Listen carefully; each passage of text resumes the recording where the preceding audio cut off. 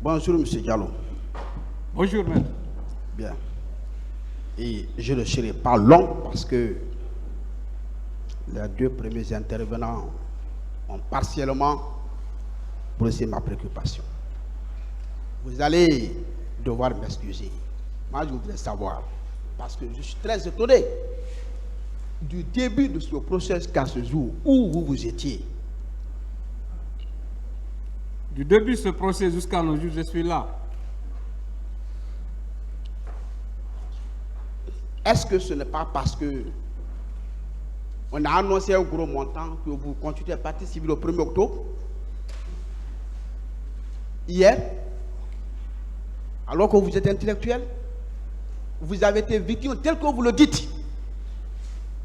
Alors, moi je sais qu'une personne humaine qui n'a pas hésité de me mettre dans un conteneur, au moment où il pensait que ce jour-là, où on allait l'appeler à la barre, n'allait pas arriver, il était au levier de la puissance publique. Je ne suis pas fou en ce moment. Pour une question sécuritaire, je me suis tu. D'accord? Encore une fois, je dis, il a fallu le mois d'avril pour qu'il soit déchargé de ses fonctions. Il est toujours resté le puissant ministre d'État chargé des conflits et tant d'autres qu'on a tous vus. Le régime suivant est venu, il était là, et tout récemment, il a fallu l'arrivée des actuelles autorités pour qu'il ça. Donc, pour ma propre sécurité, encore une fois, pour ma propre sécurité, voilà. Maintenant, une question d'argent, encore une fois, à travers le monde, toute victime a ce qu'on appelle le droit à la réparation, droit à la connaissance de la vérité, droit à la justice et droit à la réparation. Je ne l'invente pas. Bien. Voilà. Et... Sauf que, à mon avis, aucun montant ne vaut la vie humaine. Aucun montant ne vaut la vie humaine. Donc il serait, à mon avis, incompréhensible que celui qui défend le droit, que celui qui défend des valeurs, arrive à comparer l'intégrité physique d'une personne, la dignité d'une personne à un montant d'argent. Bien, M. Diallo, je pose des questions, hein, et les questions, ce sont des préoccupations, ce ne sont pas des affirmations. Je réponds, maître. Je voudrais, vous, et même n'importe quelle victime, est-ce que vous êtes disposé à aider le tribunal pour qu'il vous comprenne, en apportant les éléments justificatifs de votre version, vos annonces? Oui. Est-ce que vous pouvez aider le tribunal? Et conformément à l'alinéa 2 de la 497, c'est ça la difficulté du procès pénal. C'est la production de ce que des preuves de ce que nous avançons. Est-ce que vous êtes disposé? C'est ça notre préoccupation. Ma disponibilité à aider le tribunal dans le cadre de la manifestation de la vérité ne se pose plus. Pour preuve, je suis à la barre et je dis ce que je sais, maître.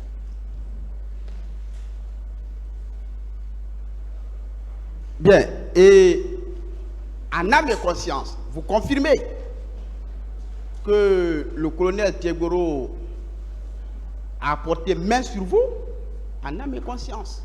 Parce que tout se passe en âme et conscience. Je dis qu'il m'a fait subir, qu'il m'a infligé des tortures, des traitements inhumains, tel que lui. Tel que les tortures, les éléments de torture. Il vous a administré un coup physique?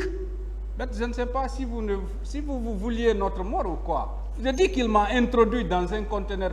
Où vous avez entendu ça à travers le monde, s'il vous plaît? Dans un conteneur fermé. Je dis même une marchandise pourrie. On ne jette pas cela. Je crois que votre combat quand même, je pense, ça doit refléter le minimum du respect de la dignité humaine, maître. Je dis, lui-même, il nous a jetés dans un conteneur, enfermés comme une marchandise pourrie. Vous me demandez quoi encore, maître? Vous vouliez mort, peut-être?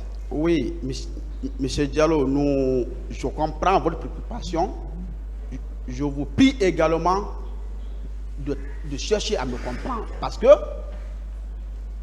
ce que vous dites, ni les juges, ni les avocats, même l'assistant, personne n'y était. Mais il vous appartient, vous, de convaincre le public non profane, de convaincre les juges. C'est ça, vous, votre rôle. C'est pourquoi vous posez des questions. La question, s'il vous plaît. Bien. Monsieur Diallo. Oui, maître. La grève de la faim, excusez-moi, je pose des questions. La grève de la faim, vous avez été arrêté le 29 octobre, vous le confirmez? Le 28, aux environs de 0 heure. Bien, 0 heure, ok. Le 28 octobre, ça veut dire un mois après la fin des événements essentiels.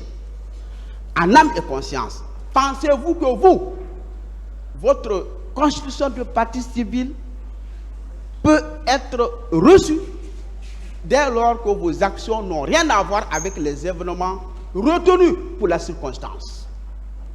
En âme et conscience. En âme et conscience, oui. Parce que tout le monde sait, il y a eu les événements du 28 septembre, le 28 septembre. Il y a eu les jours suivants, les événements du 28 septembre. Donc, ça veut dire...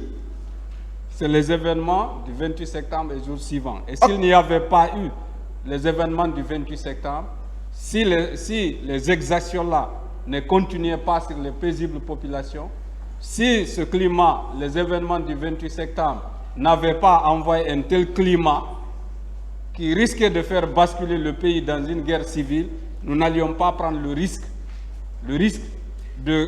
d'entamer une grève de la faim où par après on vous met dans un conteneur fermé par les messieurs dont vous défendez.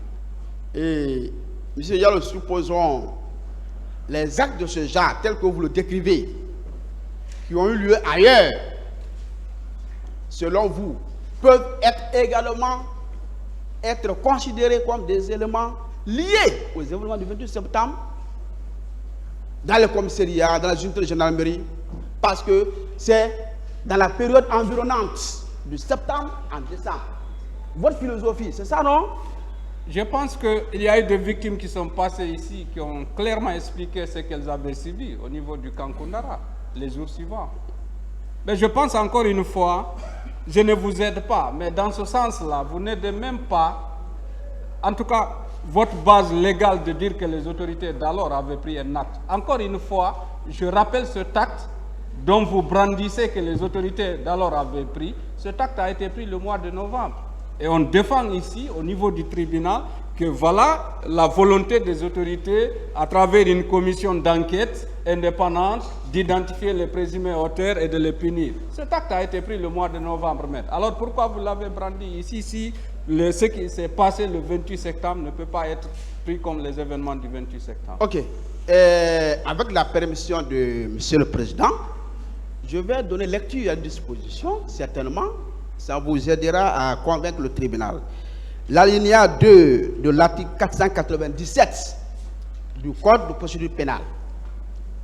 Le juge ne peut fonder sa décision que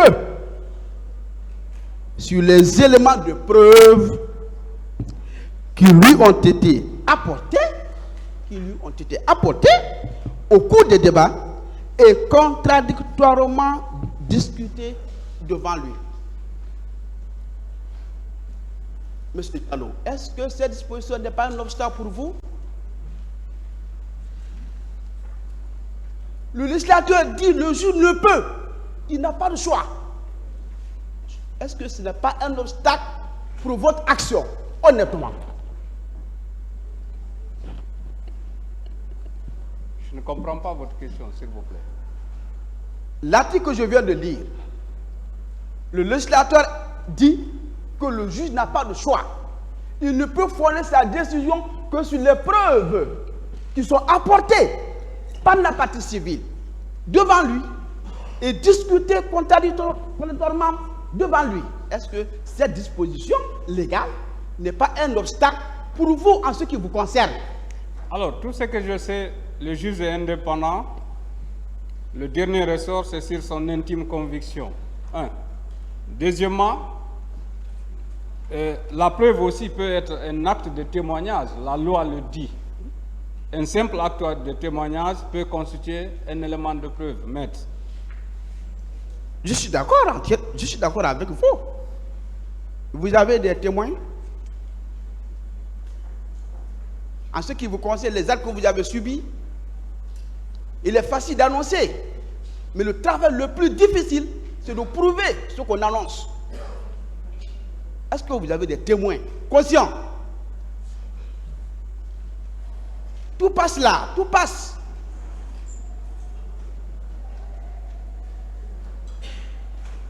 Vous pouvez répondre. Je n'ai aucune réponse. Voilà, je vous remercie. Il est considéré. Merci bien, M. le Président.